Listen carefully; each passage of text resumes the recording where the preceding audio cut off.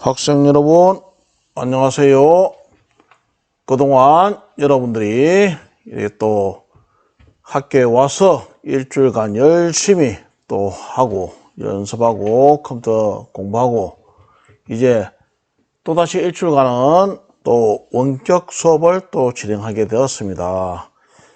여러분들이 계속해서 열심히 해주기를 바랍니다. 자, 이번 시간에는 18차시 18차시 문제 분해와 모델링에 대해서 진행을 해보겠습니다. 교과서 96페이지 펴주세요. 문제 분해와 모델링. 자, 볼펜 한 자로 딱 준비하고. 자, 준비됐습니까? 그러면은 계속해서 진행하겠습니다.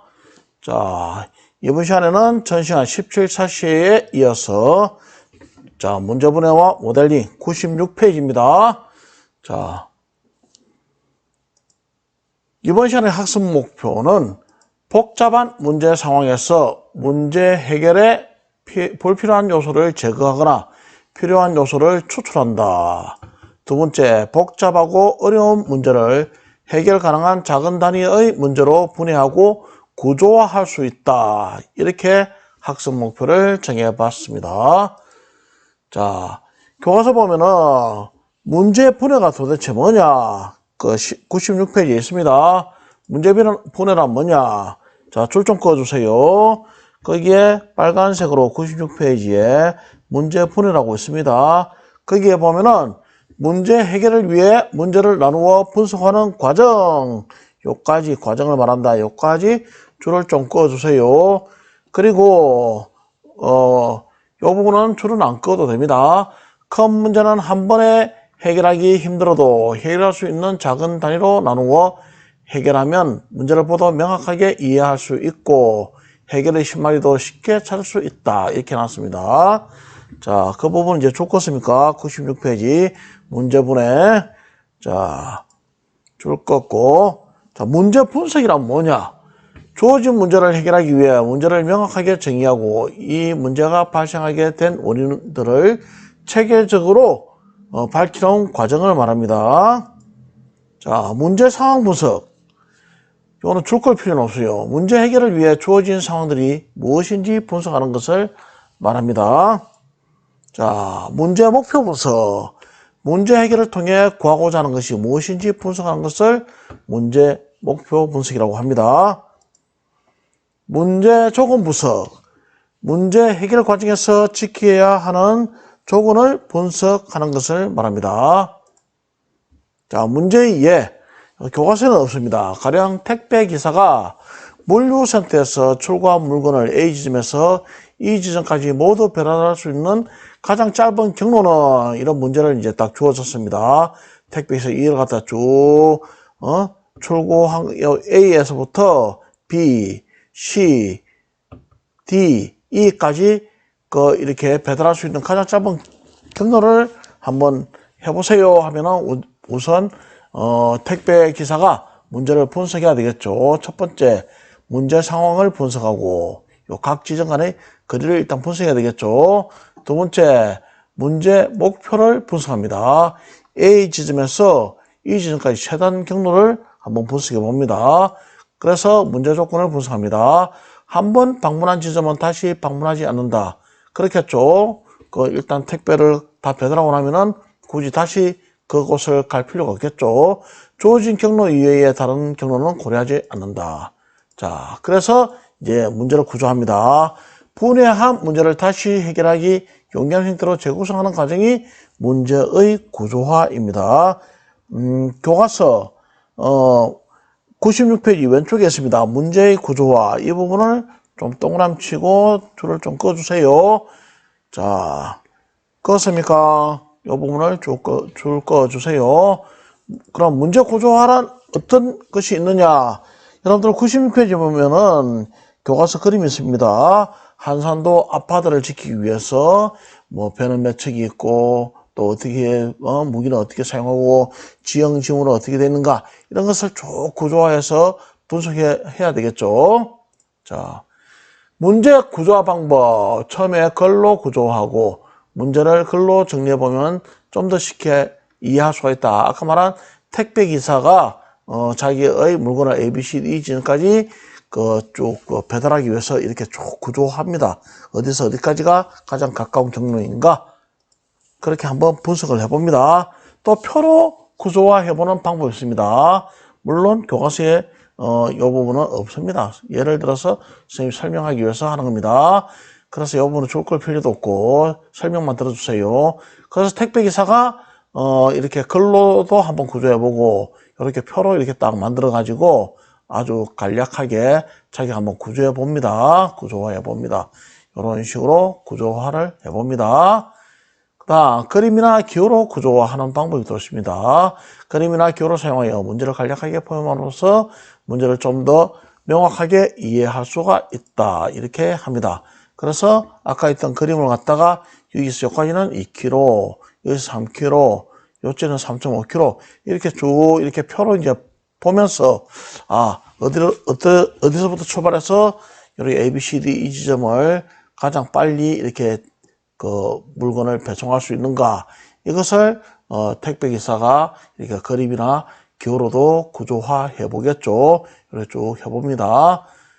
그래서 이제 구조하고 난 데는 제일 처음에 핵심 요소 추출도 하게 되겠습니다.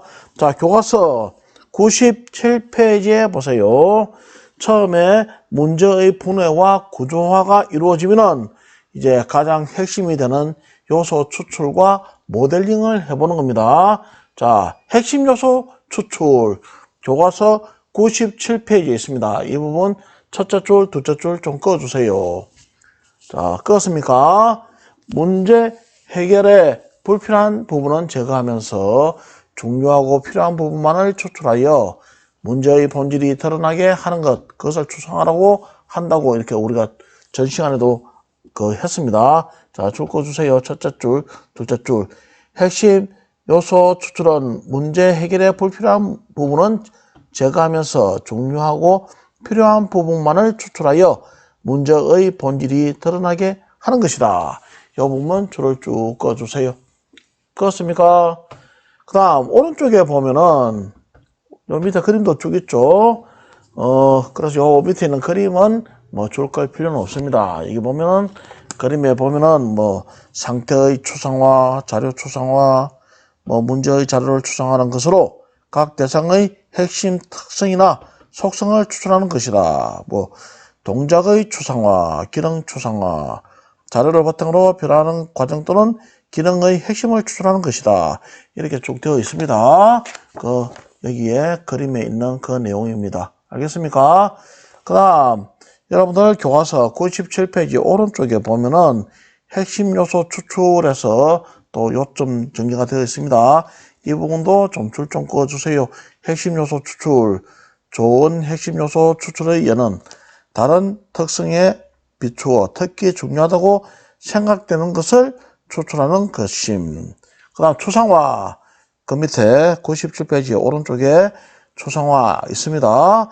전체적이고 포괄적인 개념들을 모아 핵심적인 개념 또는 기능을 간추려 표현하는 방법이다. 이 부분을 좀 줄 꺼주세요. 자, 그리고 난 뒤에 이제 교과서 97페이지 그림 3-6 핵심 요소 추출을 위해 바로 밑에 보면은 모델링 있습니다. 모델링.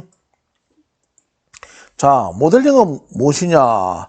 대상의 중요한 특징을 잡아 실제 가능한 가정 상황을 염두하여 필요한 규칙이나 자료, 절차 등을 적용하는 과정이다. 자, 여러분들은 이 부분에 모델링 부분에 교과서 97페이지에 줄 좀 꺼주세요. 모델링 둘째 줄 중간 부분을 보면은 있습니다. 모델링은 대상의 중요한 특징을 잡아 이를 상상 속에서 추격하거나 실제 가능한 가정 상황을 염두에 두고 필요한 규칙, 자료, 절차를 적용하는 시뮬레이션이다. 자, 과정이다. 자, 그래서 요 부분 교과서 97쪽에 방금 줄치라고 하는 부분 꺼주세요. 그리고 그 바로 밑에 우리가 한산도 대첩할 때 학이 날아가는 모습을 학익진이라고 하죠.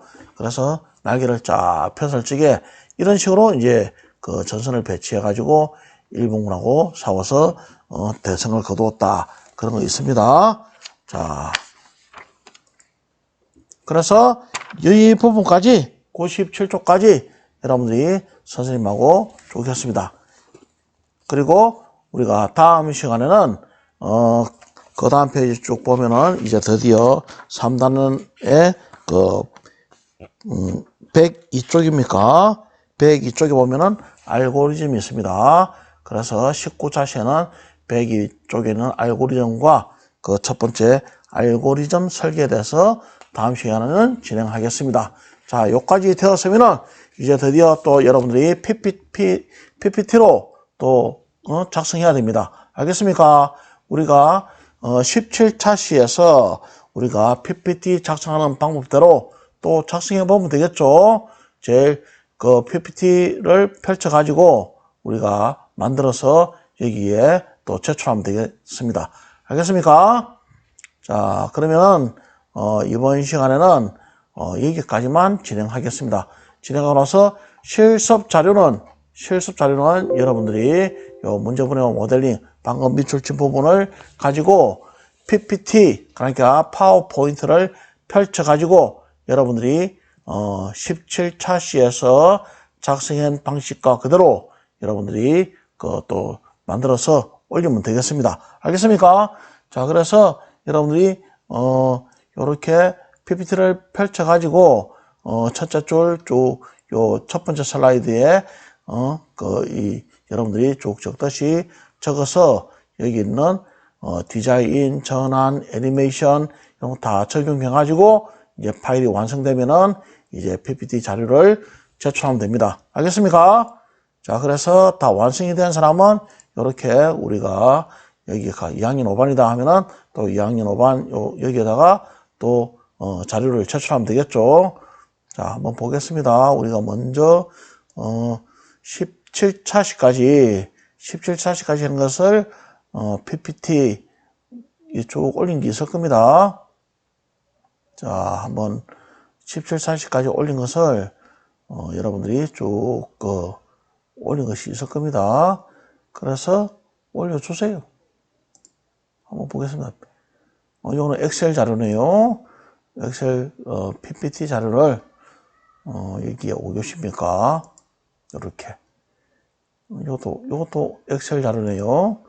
자, PPT 자료를 여러분들이 올린 것을 5월 7일 자료네. 5월 25일 자료를 한번 보겠습니다. 5월 여기 있네요. 이렇게 PPT를 우리가 이런 식으로 만들었다시피 이제 6월 3일입니까?